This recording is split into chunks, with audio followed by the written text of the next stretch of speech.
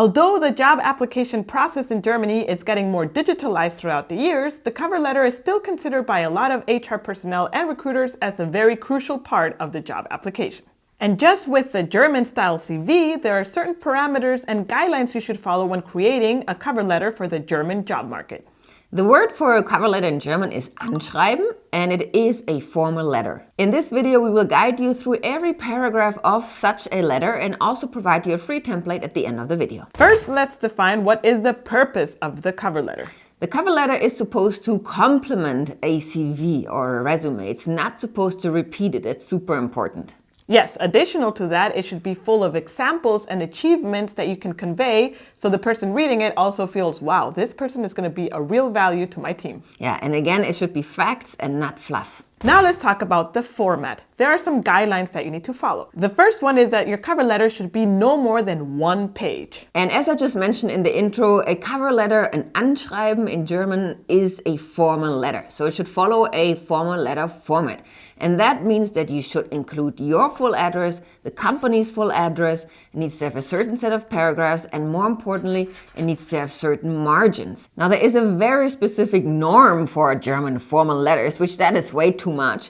But you should follow a certain set of margins that you can find in our template just because it feels familiar for the German eye. And familiarity is key. Because the moment it's unfamiliar, people who are most likely to discard it. Now let's jump into the content of the cover letter, which is the juicy stuff. So after your information, the company's information, and the date, the next thing that follows is the subject line. Correct, yes. And the subject line is the eye catcher of the cover letter. So it needs to stand out. You can bold it, you should bold it for that to happen. And it needs to convey to the reader what position you are applying for. Next one is the salutation. This is a very important one because you can totally personalize this and impact the viewer or the reader in a very positive way. Sometimes in the job application at the very bottom, you have in sometimes very small font or in between paragraphs, you should address your application to, and then you can use that name. Other times you need to dig a little bit deeper. You can go to the company's website, you can go on LinkedIn also and look at the employees working for this company and searching for people that work in the department. That way you can discover who could be the hiring manager. Correct, yes. You can also go the extra mile and actually pick up the phone and call the company up. Ideally, that works if you're already in Germany. From abroad, that might be expensive. Exactly, yeah. But I would just like to share one experience with you. When I was a hiring manager, we were looking for people, for employees. And I remember very vividly one day, one of my colleagues who sat like 3 meters away from me received a phone call. And the conversation went very differently than it usually goes when a customer is on the line. And immediately we all paid attention. It's like, okay, what's going on? And it turned out that a person who wanted to apply or applied to a job role called us to get more information, to see who to address the application for, to get a better idea of the culture and the vibe, because obviously when you have someone on the phone, you get a bit of a vibe already.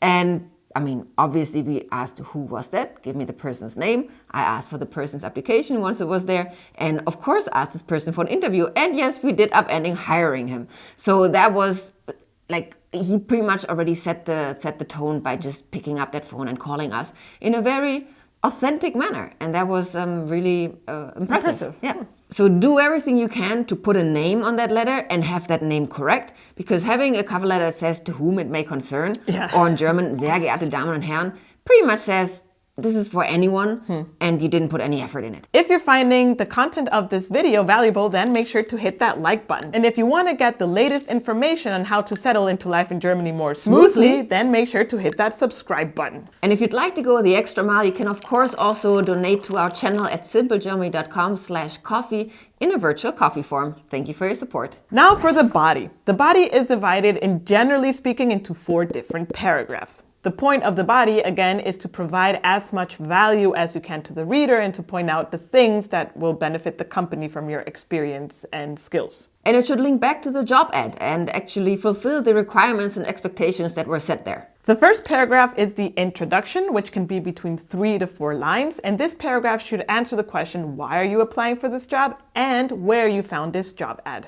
Right, and this is to set the mindset of the reader. You know, it's different when you heard about the job ad from a trade fair again, shows more effort. You actually put your time into something and travel somewhere, whether you heard it from a friend or an online portal, which is totally fine as well. The second paragraph should have 5 to 6 lines. It shouldn't be any longer. And this is a time for you to shine with your experience, your skills, and your qualifications. Yes, and it's important not to just list things, but also put them in context to your achievements and the success you've had with quantitative measures. Those can also be related to private projects as long as they relate back to the position or the job ad that you're applying for. And it's important that you show personality and your drive and your willingness to learn or achieve things. Now for the third paragraph, that can also be between 5 to 6 lines. And here is where you connect the skills that you mentioned in the paragraph above to actually the skills needed for the job requirement and how you can fulfill those things and bridge that gap. This is the time to convey that you have done your research and that you understand the company culture. You can also refer to awards the company has won, special projects they're currently involved in that you relate to. And like Jen said, again, make it relatable that you're really not only into the job role, but also into the culture of the company. Another thing you can do is check out the website or social media of the company and actually understand their values. And if you align with some of those values, this is also the time for you to mention those values and say, here, I believe that X company with these values, which align with mine, Correct. So where I worked at EF, at Education First, there's actually, I think, 6 or 7 core values, which were in a very beautiful little printed book. And we took that to the interviews and asked specific questions regarding 2 or 3 core values to see, first of all, is it realizing what we're talking about?